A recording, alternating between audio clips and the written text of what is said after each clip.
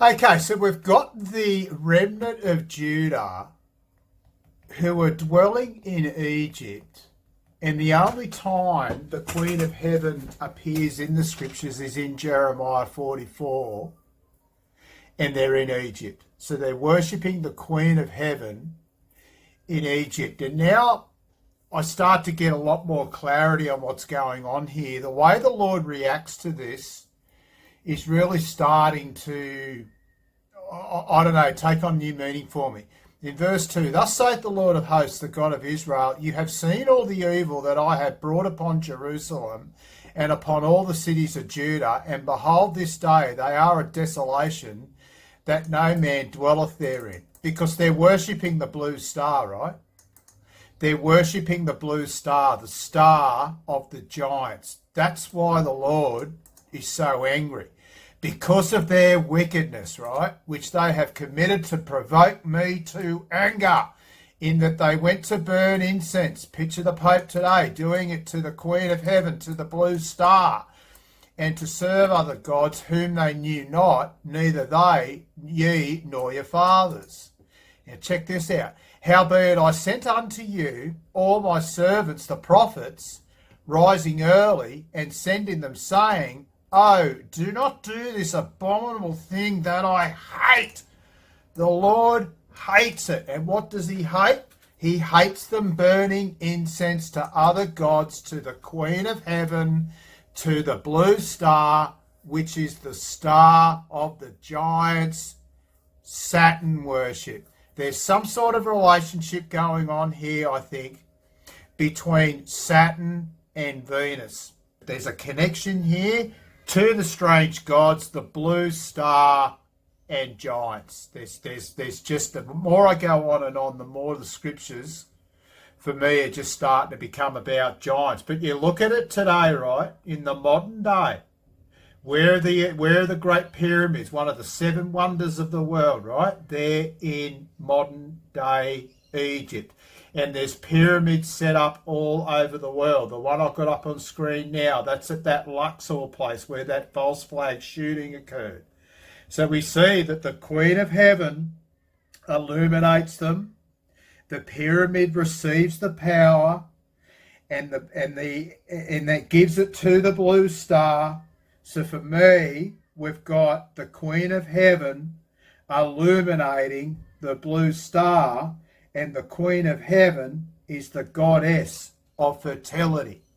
I want to return to this word giants that we see in Genesis 14:5, something that's caught my eye, in the sense of invigorating, right? In the sense of invigorating. And it offers H7495 to explain what this means.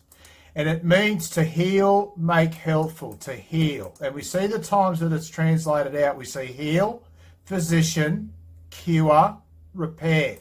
And it basically means to heal.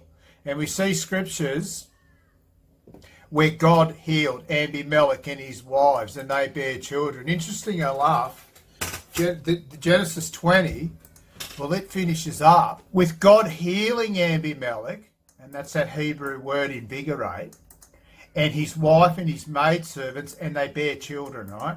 For the Lord had fast closed up all the wombs of the house of Abimelech because of Sarah, Abraham's wife.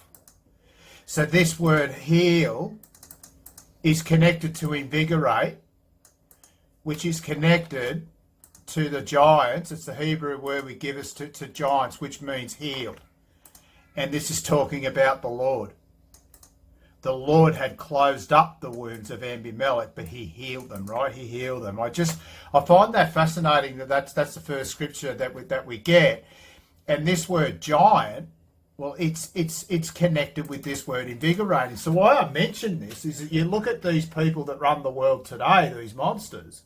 You look at Donald Trump, right? So Donald Trump's 73, and that's the age of my parents. Now, my parents are pretty well exhausted these days when they go out to the letterbox out the front to check the mail. But you've got Donald Trump. Well, he's running the United States. He's the US president. You've got the Queen, who's 20 years older again, and she's the Queen of England. it looks like she hasn't aged in the last 20 years. And then you got Prince Philip. Well, it looks like he's on death's door now, but he's pushing 100. And you look at the Queen Mother, well, she lived to well over 100. And you see that this word invigorating, a sense of healing, invigorating, to get a new lease of life, right? And that's what we're seeing connected here to these giants. And what I'm putting out here now in this video is that, are these people running the world today? Are they either Jesuits or beholden to Jesuits? Is the world being run by giants? Is that where we are, in the land of the giants? And if that's the case, these people who answer to the Jesuits, are they giants? If not, why are they answering to them? Because if they're not like us, so they're serving a type of people that aren't like us, that we just find abhorrent. So why would these people not find it abhorrent? If they are like us, but them they're serving are not like us, hence they're not like them. And as I put down this part of this video, I am up to Numbers 14. So we're just starting to get into the scriptures, aren't we, about the giants. So in the world today, for me, two countries stand out more than any other. You've got one country which is innocent, goes unnoticed, neutral. You would never think that anything bad, evil, could possibly come out of Switzerland. But in every war, World War II in particular, they remain neutral. And because they remain neutral, that means they weren't subject to the war. So none of these other countries were allowed to be neutral. They had to be involved in the war.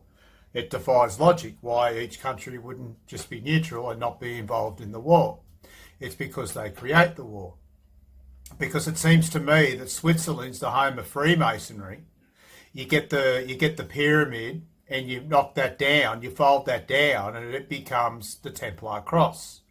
So it seems to me that modern day Egypt is Switzerland. And in the scriptures, the only time we see the Queen of Heaven is in Egypt. And then we've got the most protected country on the face of the earth, and that's Israel. You can't speak against Israel. I can sit here right now and say whatever I want about America, Australia, New Zealand, Papua New Guinea. I can say whatever I want about any other country on YouTube, and it's fine. But as soon as you start to talk about Israel, then they start to come down on you. And it seems to be happening as well with Switzerland and the Templars, as my main channel gets attacked, right? So you've got those two countries stand out. And now Israel, well, they worship the blue star, which is the star of the giants. So you've got Switzerland, who are Egypt, who in the scriptures say that's where the Israelites, the remnant of Judah, are worshipping the Queen of Heaven.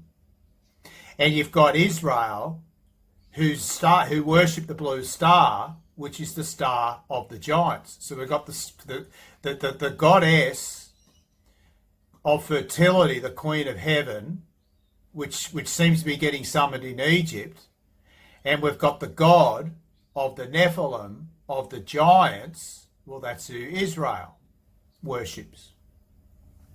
And then we've got probably the most sought after pieces of scripture in the Bible, the giants. There's a lot of interest about the giants, and the way I see it as well is it's the most heavily gatekept aspect in the Bible. It's very heavily gatekept, and people are they're locked in a battle about whether they're fallen angels and whether angels had sex with women and all that. But I don't see any discussion at all about the blue star being involved in the giants, and perhaps that these, well, whoever they are running the world could be giants. Why? Well, I think it's because all of these things tie in together. You've got the most innocent, most neutral, most secretive country in the world, Switzerland, who seem to be Egypt, and then you've got the most protected, Israel, And well, we're getting a relationship, aren't we, with the Queen of Heaven and with the God of the giants. So we've got the Queen of Heaven, who's maybe the sun, and the God of the giants, well, that appears to be Saturn. And we've got the giants, the story of the giants being the most heavily gate-kept pieces of scripture there are.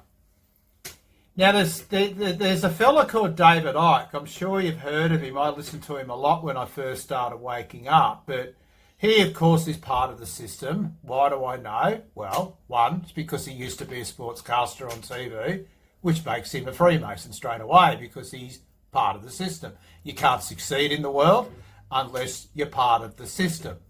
And he gives talks, and he charges a whole heap of money for people to go and watch his talks. He writes books that get published. He's part of the machine. He's a Freemason. He once went on TV and said that he was Jesus Christ, right?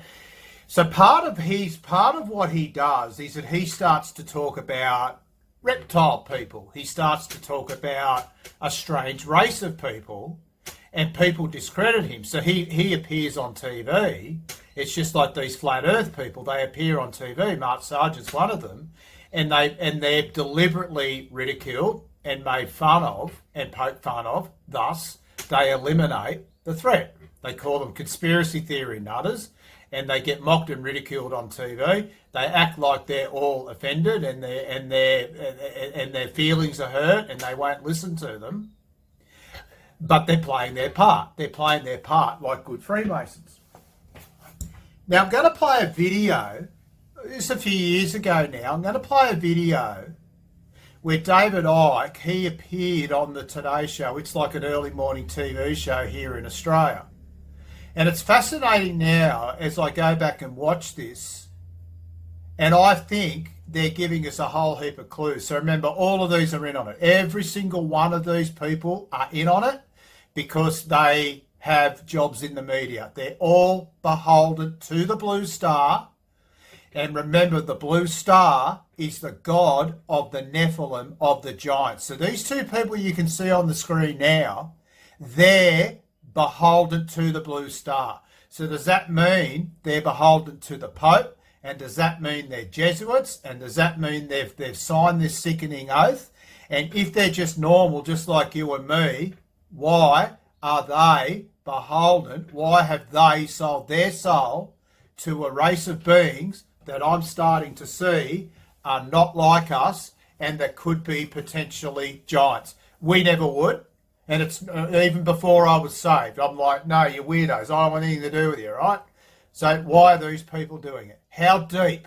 How far does this go? David Icke's part of it, and both of these people interviewing him, they're both in on it as well. It's fascinating, this. I'm going to play it right through, and I'm going to share some insights as we go through. Welcome back to the show. Now, would you pay more than Now, straight away, look at his hands. So he's got that thumb. And you have a look at the way he's looking. I don't know. The way he's looking and the way he's got that index finger, to me, that's a Masonic pose. Straight away, I see a Masonic pose from the outset. $100 to sit for 12 hours and listen to a man who claims the world is run by lizard aliens? Well, that's... So straight away, I hear that and I think, so this is a programming. This is programming. So first of all, they're trying to, they've got conspiracy theorists, right? It's not a conspiracy theory. Conspiracies are where one or two people gather to do evil works. And the term conspiracy theory was coined by the CIA in the 60s to deflect people away and to make them out to be idiots that started to question the moon landing hoax and the murder of JFK. So it's not a conspiracy theory. So straight away, it's a conspiracy. So straight away, I'm thinking, well, why? Why are they trying to make this into a thing? Why are they trying to belittle this? There's got to be something in it, right? There has to be something in this. So straight away, they're mocking it, right? They're mocking it straight up. Former British TV sports presenter David Icke is telling the audience on his Aussie tour that he believes the moon is a gigantic spacecraft and 9/11 was a conspiracy theory. David joins us now. David, good morning to you. So 9/11 was a conspiracy theory, right? So they're making him out to be a raving lunatic, and they're connecting that with the moon being a hologram or just some nonsense, right? So they're making him out to be an idiot, and they're thrown in 9/11. And the fact is that 9/11 was done by these people. Are they people? Are people with the same blood as us? Are they actually capable of doing what happened on 9/11? Are normal people? Are they actually capable of it? So we're getting it thrown in straight away, right? So they're thrown in 9/11. Oh, he must be crazy. He thinks 9/11 was an inside job, right? And we throw in some just absolute lunacy about the moon being a hologram. Good morning. You know why they're doing it? Because they've got a mind of their own, and they've taken the self-respect to look at the detail and then think, that makes some sense, I'm going to know more. That's why. They're intelligent people. They being the people who pay all that money to come and see you talk. I talk. So you see the background, right? Check out the background. So we've got a globe Earth, we've got a big all-seeing eye, right? The Queen of Heaven. We've got the Queen of Heaven beaming down on alien people, and Barack Obama, right? Barack Obama. So that portrait where he had 6 fingers, there's something about Barack Obama who's not right. So we've got a big globe there. So we're programming the globe in. We're poking fun of the truth of the all-seeing eye. The Queen of Heaven giving them their rays of power. We've got aliens, and as I go on, the demons, when they appear, when the Lord unlocks the bottomless pit, that's going to be this fake alien invasion, and it's actually going to be these just these creatures that are going to come out. So that for me is absolutely telling. It's telling, and I'm thinking this clip, they're actually telling us the truth. For 12 hours, and all that money, a whole team has come across the world to put this on. And I will swap what you earn. Conspiracy theorist, right? So everybody that questions the narrative are crazy like this guy. With what I earn any day of the week. Okay? What's the go with aliens then? Can you give us an indication of what's happening there? Well, if you look around the ancient world, you look at the beliefs and the stories and the legends of the Aboriginal people even in Australia. There is a common theme of a... Now you'll hear the newscaster right through this, he'll go, and he's just belittling him, right? He's just belittling him. And remember, this guy's a freemason. He's part of it. He's part of the system. He's beholden to the Blue Star, and he's playing his role. He's acting. A force that's been manipulating human society. And they call them all over the world different names. But when you do the research, and I've been researching this for 26 years, not 26 seconds, you find that these different names are referring to the same force. And it's a force that's manipulating human society. And let me put into context. So isn't that interesting? He starts talking about a force that's manipulating human society. We've got the all-seeing eye behind them. We've got Barack Obama. And we've got aliens, a force, right? So they've belittled him, they've made him out to be an idiot, and now I think they're going to throw some truth in. Context, very quickly, this whole thing about aliens. And people go, aliens, what? Let me put this into the context. According to mainstream science, the electromagnetic spectrum is just 0.005% of what exists in the universe. Visible light, which is the only frequency band that we can see in a world that we perceive, is a fraction of the 0. Is that the 666? Don't know. It's close. Could be. 0.05%. And even within that sliver of visible light, this planet, compared with the size of... Planet, right?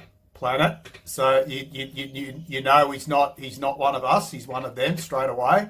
That's another dead giveaway. So he's talking about the Earth being a planet. It's strange they wouldn't make him out to be a flat earther as well, but here we go, we've got planet. The universe is equivalent to a billionth of a pinhead. Do you think there could be other life other than humans? I do. Yeah. Yeah, Carl's always believed that. I have. Let's drill down a little bit into some of your beliefs. You, for example, think that the moon, our moon, is a hollowed-out space station. So now they're coming to the belittling. The next couple of minutes of this is telling. So the next couple of minutes they're going to belittle him about the moon being just some really whack job theories about the moon, right? So he's saying some absolutely crazy things. So they've connected him now to 9/11. They've connected. So look at the setting, right? Look at the setting. You got an all-seeing eye and Barack Obama there, right? You got an all-seeing eye and Barack Obama. So they're making him out to be a lunatic. They've already thrown in 9/11, so they've discredited any sort of critical thinking about 9/11 at all. And now they're going to absolutely discredit this guy before it gets really good. This It's a hard one like to the Death buy, that Star. one. Yeah, a little bit like that. But I mean, this was first suggested by Soviet scientists from the Soviet Academy of Sciences, who produced a detailed breakdown of how the moon cannot be natural, and everything led them to believe that it was hollow. And when you look at what... Is that worse scientifically, given gravity? Well, they are scientists from the Soviet Yeah, they're Soviets. sciences. So therefore, you know, you either believe them or you don't. And there was a book written some years ago, again by serious people, called Who Built the Moon, which was breaking down all the extraordinary anomalies that relate to the moon, because mainstream science cannot explain why a body that big, bigger than Pluto, can be going around a planet that's small. It makes no sense, and they can't explain how it came into being. And lots of ancient tribes and tribal peoples have the same legend that the moon was brought here, and there was a time when the Earth did not have a moon. What, shipped in by trucks or something? So it's absolutely whack job what he's saying, right? So he's saying, first of all, the moon's not natural, and it says in Genesis 1 that the Lord created it, right? That God created the moon, and now they're going to completely discredit this guy as he should be, right? Remember, you and I don't get asked onto this.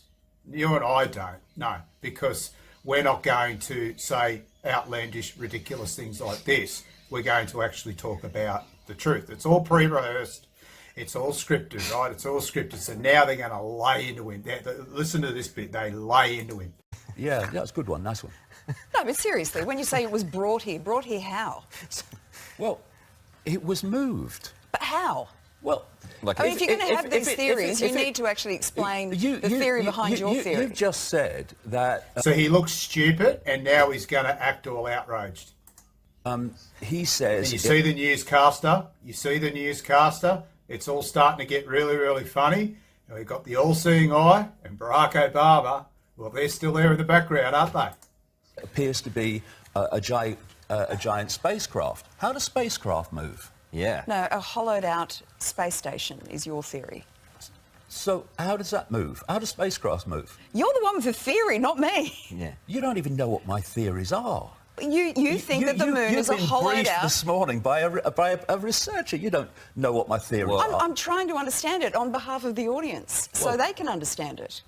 Well, you're asking me how something moves when it's a form of spacecraft. It moves like a spacecraft moves. Are the aliens amongst us? They are. Now, this gets really, really interesting.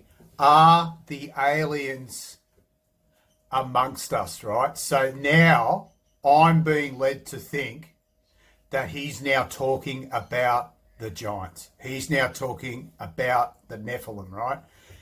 With that in mind, listen to what he says. Oh, yes. Yeah. And what form do they take? Well, they take a human form in the way that we see them, yes. Are you alien? Well, we're all alien in the end. Yeah. It's interesting, isn't it? We're all alien. Are you alien? We're all alien in the end. And they take on a human form, don't they? These giants, these Nephilim. That's what they're talking about now. This is what I feel this whole interview is about, is to completely discredit this guy for this next couple of minutes that are about to come up as he openly talks about the Nephilim ruling the world, being different to us. He talks about Vladimir Putin, right? What does that even mean? Well, it means not of this human society, shall we say. So are there any humans left? Of course there are humans left. How can you tell the They're the ones difference? being manipulated. Right? How about that? Of course there's humans left. They're the ones being manipulated.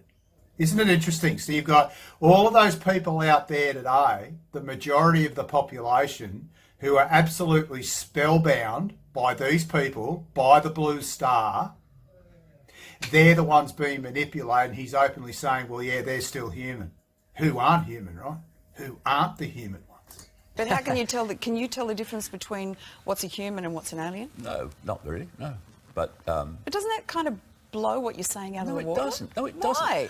doesn't. When you have talked to insiders who've worked on the inside of the intelligence agencies, etc., in America and in Britain, and then you talk to people who carry ancient knowledge from the ancient world, and they're both telling exactly the same story, that there are... Right, so ancient knowledge from the ancient world. So he's talking about the Nephilim. He's talking about the Nephilim, and look at this guy, look at the newscaster, right? He now really starts to act it up. He really starts to try to discredit this guy and make him out to be a lunatic, because right now this man is telling the total and utter truth. And this is the whole point. This is the whole point of this interview, is to discredit the truth that I think the Holy Spirit is giving me now. People in positions of power who are not human as we would perceive human. So he just said it, right? So we've got Barack Obama in the background with an alien right next to him. We've got the setting of the all-seeing eye, and he just said it. People in power who are not human like we are. He just told us the truth. And they are manipulating society. Aren't they? Aren't they? As they inflict this dystopian nightmare, this pretend virus upon the masses, who he has just said are the ones being manipulated by these aliens, by these Nephilim. In a particular way, down a very dangerous and dark road. And the reason that thousands of people come to my events is because what was in my books in the 1990s is now being read on the television news in changes in society. Do you, see, you get very defensive about all this, don't you? No, I get exasperated. I get exasperated because the mainstream... So now they're just making it all about him as they try to discredit him now and just say he gets very, very defensive, and now he's just get exasperated, right? So they're trying to discredit him again. Media and most of human society looks at the world down the wrong end of a No, telescope. I love it. I love these theories, but I'm not. Therefore, but I'm not, it's like... but I'm not. So he's just saying that he loves these theories just after he made faces at this man when he was actually telling the truth. But he loves them. He loves these theories, right? Because they're wacky, they're a bit out there, a bit strange. As we've got an all-seeing eye. We've got an all-seeing eye overlooking them, with Barack Obama dwelling with aliens. And Barack Obama, well, he had a portrait, didn't he, of 6 fingers, and the scriptures say in Chronicles that the giants had 6 fingers. Slugging people $100 to listen to my rubbish. Do you know what I mean? So I love it, but it's rubbish. Do you know what I mean? You know, yeah. Huh? Wow, that's brilliant, mate. Well done. No, I'm just... That's the mainstream. No, that's the mainstream bit. No, you don't know it's rubbish. No. You've never read a book. You won't come and see the talk and see it all put together. Well, you tell us, who are the aliens? Is Vladimir Putin an alien? Well, Lisa, don't get too aggressive. This is a joke. So now they're really laying it on. Is Vladimir Putin an alien? It's going to be fascinating to see what he says, isn't it? This is an absolute... No, Come on. It's fun. I'll tell you what. You shouldn't be getting angry. I'll tell you what's... Why are you getting so I'll tell you angry? what's always also a joke, because it's so serious to where human society Yeah, is but going. you've got to defend what you're saying. But, Is Vladimir Lisa, we don't have Putin an time. alien? Let me put this into perspective. One of the things up there was 9/11, right? Yeah. To question 9/11 is kind of strange and a theory. Yeah. Right? Were there weapons of mass destruction in Iraq? Were they? No. No. But we were told they were to justify mass slaughter of the innocent. Yeah. The same people, not the same agencies, the same people that told us there were weapons of mass destruction in Iraq to justify an invasion were the same people that told us the official story of 9/11. So why don't you question that when obviously you've been lied to on the other thing? Oh, hey, listen, where can people see it? Because people are interested in this stuff. Yes, they are. So what's that? Why is he putting his thumb to his mouth? He's not picking his teeth. He hasn't got an itchy tooth. You can clearly see, I'll play it again, you can clearly see that he's doing it deliberately. It's a Masonic hand gesture. They've got a mind of their own. Yeah, so where can they see you? Sydney Town Hall on Saturday, start at 10 o'clock. Oh, sweet.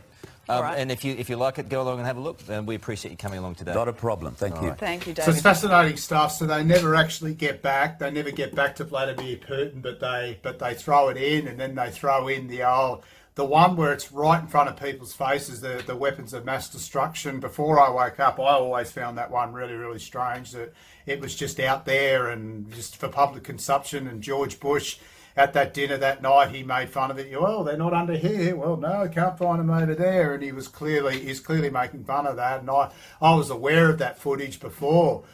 But before I woke up, and it was strange, and he just puts it straight out there, puts it right in front of them. Well, why don't you question that? And they just cut him off. And this is where I feel as though we get a real insight to just the depths of the wickedness of these people, and how are they even people? I don't even know that anymore. But just how they're manipulating people's minds, and how they're just openly laughing at people. So you've got him, they've made him out to be an idiot because of 9/11. And then he says he just puts something right in front of them that you can't deny, because everybody knows there was no weapons of mass destruction. He puts it straight out in front of people, so people's minds will be absolutely bending. They'll be thinking, I don't know what to do. I am having a Blue Star computer meltdown here. Emergency, right? So the depths of the manipulation, and also when I now talk about this, if I now go and talk about this to people who've got an appetite for the truth, well, they've seen it on TV, how ridiculous it is, and how they saw David Icke on the TV that day, and how ridiculous what I'm talking about is. They just cover all of their bases, these people, and every step of the way. This is what I say. Every step of the way, everything I learn, there's a wicked doctrine and there's a Masonic gatekeeper there. Every single step of the way. And there we go. So they're basically, I feel in that, they're telling us that Barack Obama is a Nephilim, that Vladimir Putin, well, he's a Nephilim, and basically all of these people today are manipulating the masses because they're Nephilim, they're giants, as they call them, aliens, and all of the people have been hoodwinked. So now I'm led to ask, if these people aren't being hoodwinked because they're part of the system, so are they of the same blood? Are they of the same breed as these aliens, as they call it, these giants, these Nephilim? And how possibly could you be on with them, down with them, if you're not part of it? How deep does this go? I saw a special there last night where it just asked, how deep does this rabbit hole go? And as far and as long as I go on this earth and the Holy Spirit keeps revealing truth to me, it goes deep, deep, deep, and it just keeps going. So we've got a country who is the modern day Egypt, who is the most innocent, who is the most neutral. We've got a country who is the most protected, who is always the victim, who worship the star, the god of the giants. So we've got Egypt, who seems to represent the Queen of Heaven, the fertility goddess, and we've got Israel, who are beholden, who are worshipping the blue star. They all seem to be worshipping the blue star as well. It all seems to be the same thing. It all seems to roll up into the Jesuits. And then we've got the most heavily gate-kept biblical information there is, the giants, and people aren't talking the truth about it. They just think it's about angels having sex with women, and they don't actually, and they think it's just the result. We're just these ancient, huge, tall people who don't dwell on the earth today, and the scriptures clearly say that it will be exactly the same as in the days of Noah, when the day of the Lord will come. And it seems to me that the flood occurred because what we're seeing today was happening back then, where we had Nephilim running the world. That's where the Holy Spirit and the scriptures are absolutely leading me today as I put down this part of this video.